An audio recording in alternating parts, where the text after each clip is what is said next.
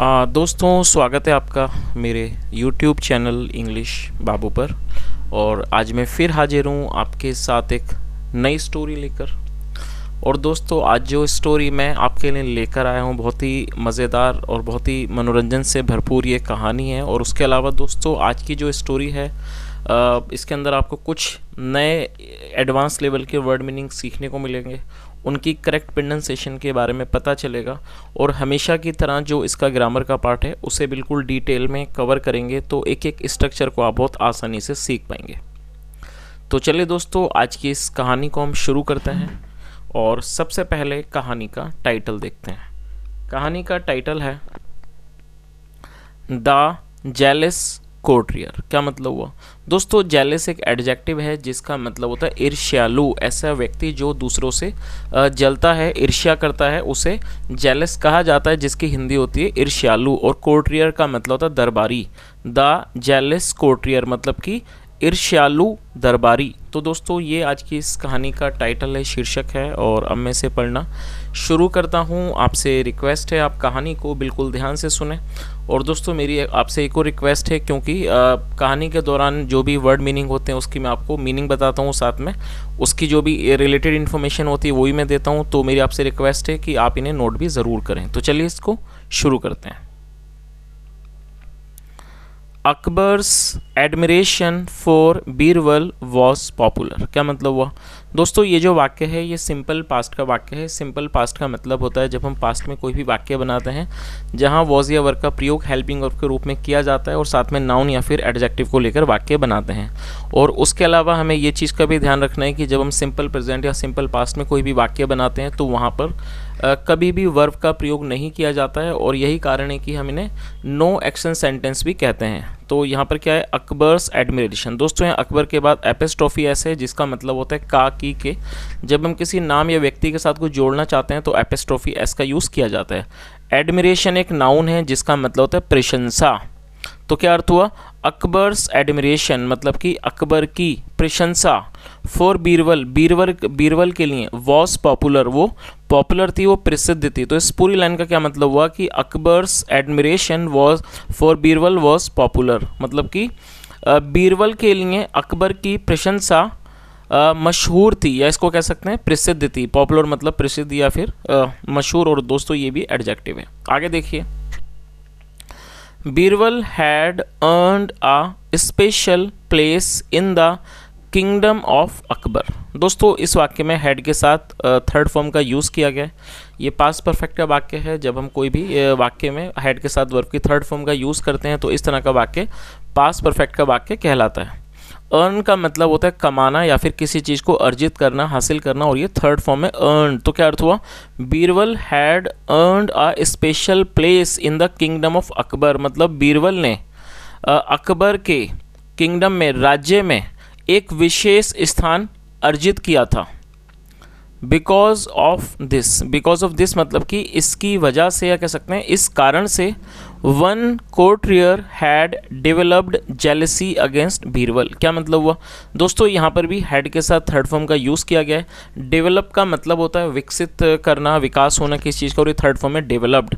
तो क्या अर्थ हुआ? बिकॉज ऑफ दिस, इसके कारण, one courtier had developed jealousy against Birbal, मतलब कि इसके कारण एक दरबारी की अगेंस्ट बीरबल मतलब कि बीरबल के विरुद्ध ईर्ष्या विकसित हो गई थी, मतलब कि वो उनसे जलने लगा था। चलिए आगे देखिए, the courtier had always wished to be at the position at which Birbal was. क्या मतलब हुआ दोस्तों? यहाँ पर हेड के साथ यहाँ भी थर्ड फॉर्म का यूज़ किया गया। ये भी हमारा पास्ट परफेक्ट का वाक्य है। WISH विश का मतलब होता है इच्छा करना किस चीज़ की, और ये थर्ड फॉर्म विश। तो क्या अर्थ हुआ? The courtier had always wish मतलब कि जो दरबारी था उसकी हमेशा से उसने इच्छा की थी to be at the position at which Birbal, मतलब कि उसने हमेशा उस पोजिशन पर, उस स्थान पर होने की उसने इच्छा की थी कि जिस स्थान पर बीरबल थे, which Birbal was. That is the chief minister's position, और वो पोजिशन क्या थी? That is the chief minister's position, और वो मुख्यमंत्री का पद था। चलिए आगे देखिए, पोजिशन इन अकबर्स किंगडम। तो वो क्या था पद? किस चीज़ का पद था? वो था चीफ मिनिस्टर का पद। कहाँ पर? इन अकबर्स किंगडम, अकबर के राज्य में। चलिए आगे देखिए। But his presence had made the courtiers wish only a dream. और दोस्तों यहाँ पर ये जो प्रेजेंस है ये नाउन के रूप में, ये नाउन है, आप इसे नोट कर लीजिए, जिसकी हिंदी होती है उपस्थिति। बट हिज प्रेजेंस, और ये किसकी प्रेजेंस के बारे में बात हो रही है? ये हो रही है बीरबल की उपस्थिति के बारे में। तो आप इसे अच्छे समझ लीजिए। तो मैंने आपको बताया हिज जो है यहाँ पर वो बीरबल के लिए यूज़ किया गया। तो क्या अर्थ हुआ? बट हिज प्रेजेंस, लेकिन जो उनकी उपस्थिति थी, had made the courtiers wish only a dream. उन्होंने दरबारी की विश को, उसकी इच्छा को सिर्फ क्या है, एक सपना बना दिया था। तो दोस्तों इस लाइन से आप समझ ही रहे होंगे कि जो प्रेजेंस थी, मतलब जो उपस्थिति थी किसकी? बीरबल की, उसने उस दरबारी की विश को क्या है, सिर्फ एक सपना बना दिया था। And this angered him a lot. और ये जो चीज़ थी उसने उसको बहुत ज़्यादा वो एंगर करती थी, उसे बहुत ज़्यादा वो गुस्सा दिलाती थी। एंगर का मतलब होता है क्रोधित करना, गुस्सा दिलाना। तो क्या अर्थ हुआ? And this angered him a lot. और ये जो चीज़ थी ये उसे बहुत ज़्यादा क्रोधित करती थी। चलिए आगे देखिए। वन डे, एक दिन, one day in the court मतलब एक दिन दरबार में, Akbar was all praises for Birbal and the courtier did not like it at all. और दोस्तों ये जो वाक्य है डिड, ये पास इंडेफिनिट का नेगेटिव वाक्य है। जब हम पास इंडेफिनिट में नेगेटिव का वाक्य बनाएंगे तो डिड नॉट के बाद वर्ब की फर्स्ट फॉर्म का यूज़ किया जाता है। और आपको याद होगा 2-3 दिन पहले मैंने कम्युनिटी पोस्ट की थी, वहाँ भी मैंने आपको बताया था। और दोस्तों उसके अलावा जैसा आप जानते हैं कि जो ज़्यादातर जो स्टोरीज़ होती हैं वो पास्ट इंडेफिनिट में ही होती हैं। तो आप पास्ट इंडेफिनिट को थोड़ा सा मजबूत कीजिए ताकि आप कहानियों को अच्छे से समझ सकें। और इसका एक और बेनिफिट है कि जब आप कोई भी टॉपिक वगैरह पे बोलते हैं, मान लीजिए कहीं आप इंटरव्यू पे जाते हैं और आप वहाँ पर किसी पास्ट से जुड़े हुए इंसिडेंट के बारे में बोलते हैं, यदि आपसे कहा जाता है कि आपने कल का दिन कैसे बिताया, इस बारे में बोलिए, या जो भी आप पास्ट में कोई टॉपिक बनाते हैं, तो ज़्यादातर टाइम आप देखेंगे पास्ट इंडेफिनिट के ही वाक्यों का यूज़ करके आप टॉपिकों को बनाया जाता है। तो आप अपने पास्ट इंडेफिनिट का जो ग्रामर है उसे आप थोड़ा सा स्ट्रॉन्ग करिए। और दोस्तों मैंने कम्युनिटी पोस्ट में एक छोटा सा मैंने अपने बना के उसमें डाला हुआ है, तो आप उसे ज़रूर देखें। वहाँ से आप इस स्ट्रक्चर को नोट भी कर सकते हैं। अफर्मेटिव, नेगेटिव, इंट्रोगेटिव के जो भी स्ट्रक्चर्स होते हैं वहाँ पर मैंने उनको लिख दिया, तो आप उन्हें जाकर चेक कर लीजिएगा। तो चलिए इसको देख लेते हैं आगे क्या अर्थ हुआ। वन डे, एक दिन, इन द कोर्ट मतलब कि दरबार में, Akbar was all praises for Birbal. जो अकबर थे वो क्या है, बीरबल की तारीफ कर रहे थे। And the courtier did not like it at all. और ये जो दरबारी था उसे ये चीज़ बिल्कुल भी अच्छी नहीं लगी। This made him furious. दोस्तों फ्यूरियस का मतलब होता है बहुत ज़्यादा क्रोधित होना, एडजेक्टिव है और इसे आग बबूला भी कहा जाता है। तो क्या अर्थ हुआ? दिस मेड हिम फ्यूरियस मतलब इस चीज़ ने उसे बहुत ज़्यादा आग बबूला कर दिया। सो इसलिए he decided to stand up, उसने फैसला किया। और दोस्तों ये डिसाइड की सेकंड फॉर्म है जिसका मतलब निर्णय करना, फैसला करना, और ये भी पास्ट का अफर्मेटिव वाक्य है। So he decided to stand up, तो उसने फैसला किया टू स्टैंड अप, खड़े होने का। And express his Hatter towards the minister. और दोस्तों एक्सप्रेस मतलब होता है व्यक्त करना, तो उसने फैसला किया खड़े होने का। एंड एक्सप्रेस हिज हैटर्ड, और अपनी हैटर्ड का मतलब घृणा, और अपनी घृणा को व्यक्त करने का टूवर्ड्स द मिनिस्टर, मंत्री के खिलाफ। The courtier started accusing Akbar of being biased towards Birbal and praising him for no reason। क्या अर्थ हुआ? दोस्तों आप चाहें तो आप इस वर्ड को नोट कर लीजिए। एक्यूज का मतलब होता है आरोप लगाना, और यहाँ पर स्टार्टेड के साथ फोर्थ फॉर्म का यूज़ किया गया। ये भी एक अच्छा स्ट्रक्चर है। जब आप कोई ऐसा वाक्य बनाते हैं जहाँ वाक्य की टेल पर लगा लगी जैसे शब्द आएंगे, तो आप इस स्ट्रक्चर का यूज़ कर सकते हैं और वाक्यों को बना सकते हैं। कई बार मैं आपको इसके बारे में बताता हूँ। जैसे मान लीजिए आप यहाँ पर आप वाक्य को देख सकते हैं, ये है हमारा सब्जेक्ट, द कोर्टियर ये सब्जेक्ट है, उसके बाद स्टार्टेड और उसके बाद वर्ब की फोर्थ फॉर्म। तो ये जो हमारा स्ट्रक्चर आप देख रहे हैं ये हमारा ये अफर्मेटिव का है, तो आप ऐसे अफर्मेटिव वाक्य बना सकते हैं। तो जैसे मान लीजिए वाक्य है कि वह दौड़ने लगा, तो आप क्या लिखेंगे? He started running. तो आपको यहाँ पर स्टार्टेड के बाद वर्ब की फोर्थ फॉर्म का यूज़ करना है। तो चलिए दोस्तों मैं आपको एक सेंटेंस देता हूँ छोटा सा, और यदि आप वीडियो देख रहे हैं और तो आप कमेंट कर सकते हैं। वीडियो देखते देखते सेंटेंस है, वह मेहनत करने लगा। और दोस्तों मेहनत करने को वर्क हार्ड बोलते हैं, आप इस चीज़ को ज़रूर नोट करें, क्योंकि कई लोग मेहनत करने को हार्ड वर्क लिखते हैं। हार्ड वर्क जो है वो एक नाउन है जिसका मतलब होता है मेहनत करना, और वो एक वर्ब नहीं है। तो यदि आप इसे वर्ब के रूप में प्रयोग करना चाहते हैं तो आप इसके वर्ब को नोट कर लीजिए, वर्क हार्ड, WORK वर्क और साथ में HARD हार्ड। और यदि आप सेकंड और थर्ड फॉर्म नोट करना चाहें तो वर्क में आप ईडी लगाएं, वर्कड हार्ड, ये सेकंड और थर्ड फॉर्म दोनों हो जाएगी। और जो इसकी फोर्थ फॉर्म है वो है वर्किंग हार्ड। तो आपका वाक्य ये है कि वह मेहनत करने लगा। तो ये आपका वाक्य है, आप इसे कमेंट सेक्शन में बताएं। तो देखिए यहाँ पर इसकी मीनिंग क्या हुई। The courtier started accusing Akbar, जो कोर्टियर था, दरबारी था, स्टार्टेड एक्यूजिंग अकबर, वो अकबर पर आरोप लगाने लगा। किस चीज़ के आरोप लगाने लगा? Of being biased. बायस्ड का मतलब होता है पक्षपाती, उन पर पक्षपाती होने का आरोप लगाने लगा। टुवर्ड्स बीरबल, बीरबल के प्रति, एंड प्रेजिंग हिम, और उसकी तारीफ करने का, फॉर नो रीज़न, बिना किसी कारण के। तो इस पूरी लाइन का क्या अर्थ हुआ कि वो जो दरबारी था वो अकबर पर आरोप लगाने लगा कि वो मतलब कि पक्षपाती हैं बीरबल के प्रति, और वो उसकी तारीफ करते हैं बिना किसी कारण। देन फिर he put up a challenge in front of Birbal, और पुटअप का मतलब रखना। फिर उसने क्या करा? Then he put up a challenge, फिर उसने एक चुनौती रख दी। कहाँ रख दी? इन फ्रंट ऑफ बीरबल, उसने बीरबल के सामने एक चुनौती रख दी। सेइंग, ये कहते हुए, if you are able to answer,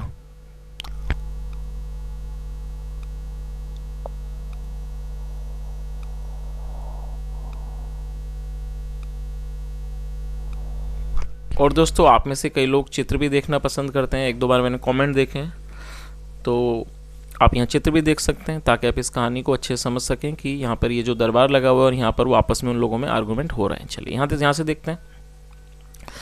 फिर उसने क्या करा? Then he put up a challenge in front of Birbal, फिर उसने एक मतलब कि बीरबल के सामने एक चुनौती को रख दिया। सेइंग, ये कहते हुए, if you are able to answer 3 of my questions, और एबल टू का मतलब होता है पाता है, पाती है, जैसे वाक्यों में एबल टू का यूज़ किया जाता है। तो उसने क्या कहा कि यदि आप मेरे 3 सवालों के जवाब दे पाते हो, I shall accept that there is no person more intelligent than you. फिर उसने क्या कहा कि यदि आप मेरे 3 सवालों के जवाब दे पाते हो, आई शैल एक्सेप्ट, एक्सेप्ट का मतलब होता है स्वीकार कर लेना, फिर मैं स्वीकार कर लूँगा कि there is no person more intelligent than you, मतलब फिर मैं ये स्वीकार कर लूँगा कि आपसे अधिक बुद्धिमान व्यक्ति कोई भी नहीं है।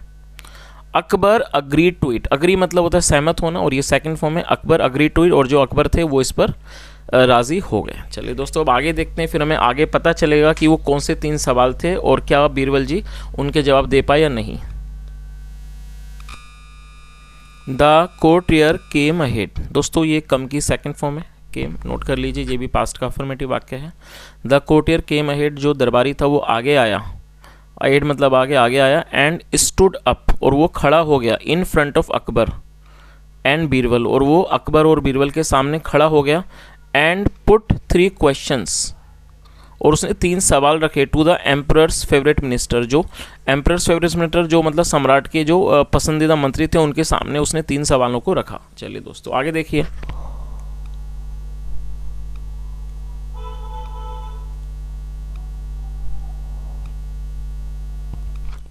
द 3 क्वेश्चंस वर, मतलब ये 3 क्वेश्चन थे। चलिए दोस्तों आप ये भी देख लीजिए, हमें ही पता लगेगा वो 3 कौन से सवाल थे। पहला क्या है? How many stars are there in the sky. दोस्तों ये जो आप वाक्य देख रहे हैं ये भी एक सिंपल प्रेजेंट का वाक्य है, और जैसे मैंने आपको बताया कि जब हम सिंपल पास्ट में वाक्य बनाते हैं तो वहाँ वॉज वर्ब का यूज़ करते हैं हेल्पिंग वर्ब के रूप में, और ठीक इसी तरह से जब हम प्रेजेंट सिंपल प्रेजेंट में वाक्य बनाते हैं तो वहाँ इज एम आर का यूज़ करते हैं, साथ में नाउन या एडजेक्टिव को लेकर वाक्य बनाते हैं, लेकिन किसी भी वर्ब का यूज़ नहीं करते हैं। तो क्या अर्थ हुआ? हाउ मैनी का मतलब होता है कितने, how many stars are there in the sky, तो उसने कहा कि आसमान में मतलब कि आकाश में कितने सितारे हैं। दूसरा क्या था? Where is the centre of the earth, मतलब कि अर्थ मतलब कि पृथ्वी का सेंटर, सेंटर का मतलब केंद्र, पृथ्वी का केंद्र कहाँ है। How many man and how many women are there in the world, और उसने तीसरा सवाल क्या पूछा कि संसार में कितने पुरुष और कितनी महिलाएं हैं। चलिए आगे देखिए।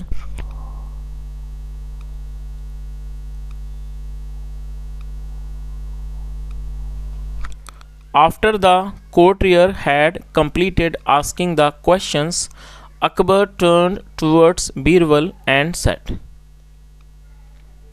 Birbal, if you fail to answer the question asked by our courtier, you will have to resign as the chief minister, right at the moment. क्या मतलब हुआ दोस्तों, काफ़ी लंबा सेंटेंस है, इसे थोड़ा थोड़ा करके ट्रांसलेट करेंगे ताकि आप इसे ठीक से समझ सकें।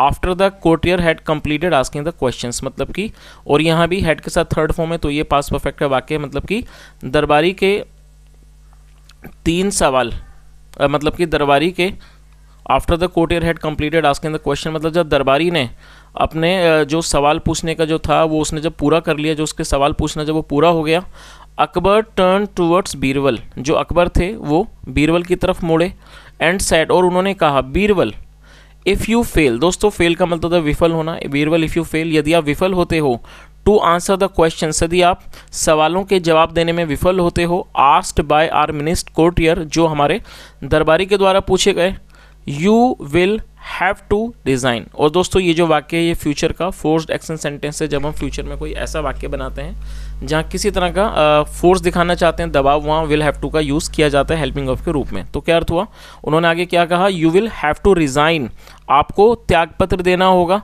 मतलब त्याग देना होगा, as the chief minister, chief minister के रूप में, राइट एट द मोमेंट, मतलब ठीक इसी समय, and this man will take your position, और ये आदमी आपका जो पद है वो उसे ले लेगा। चलिए आगे देखिए।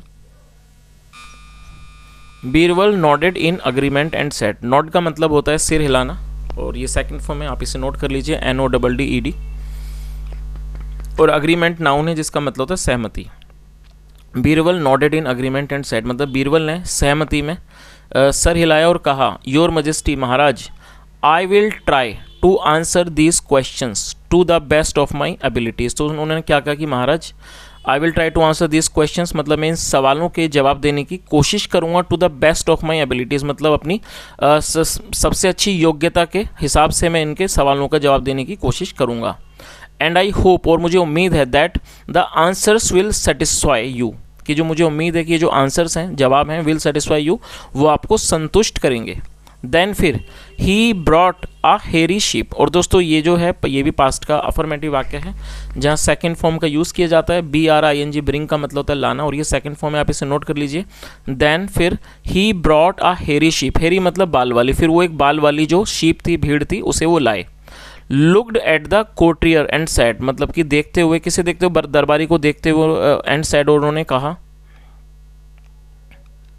माई डियर फेलो, मतलब मेरे प्यारे साथी, फेलो मतलब साथी, the answer to the first question, मतलब कि जो जवाब है टू द फर्स्ट क्वेश्चन, पहले सवाल का, इज दैट,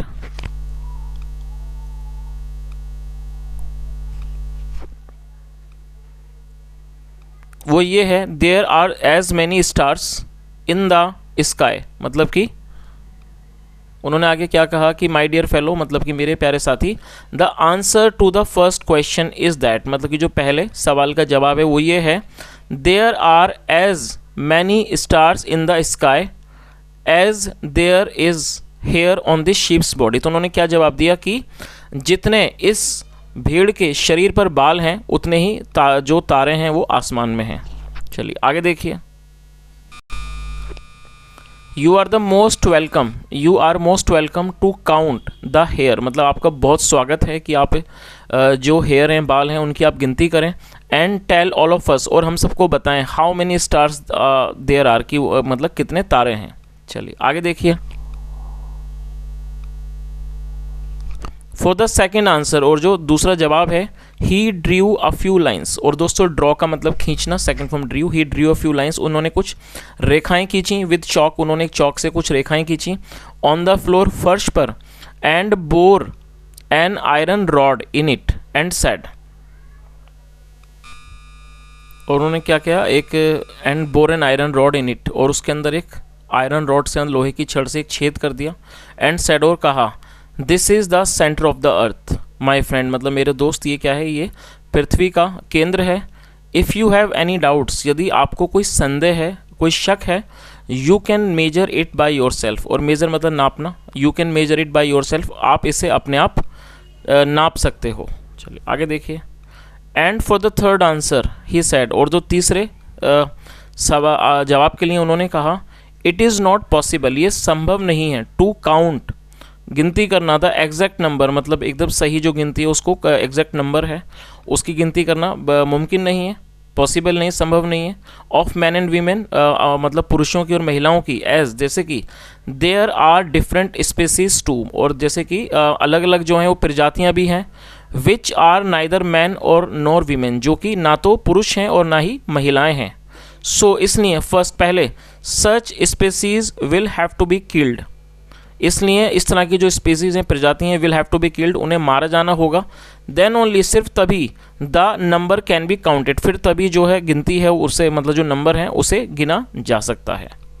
चलिए, तो दोस्तों मैं उम्मीद करता हूँ कि कहानी जो है आपको अच्छे से समझ आई होगी। जाहिर सी बात है, जो दरबारी ने जो तीनों सवाल पूछे थे, इनके जो जवाब देने थे बिल्कुल ही संभव नहीं थे, और यही कारण था जो बीरबल थे उन्होंने बड़ी ही चतुराई से उस व्यक्ति के तीनों जो अजीबोगरीब सवाल थे उनके जवाब भी उन्होंने इस तरह से दिए कि वो उसके साथ कुछ भी नहीं कह पाया, और वो उसको ये जो सवाल थे उसको वो उसे एक्सेप्ट ही करने पड़ेंगे, क्योंकि जिस तरह के सवाल थे इलॉजिकल, ठीक उसी तरह से उसके जवाब भी बड़े इलॉजिकली थे। तो दोस्तों यदि आपको कहानी अच्छी लगी हो और आपने आज कुछ सीखा हो तो मेरी आपसे रिक्वेस्ट है, वीडियो को लाइक करें, शेयर करें, चैनल को सब्सक्राइब करें, और कुछ सुझाव हो तो कमेंट के माध्यम से बताएं। सुनने के लिए थैंक यू सो मच।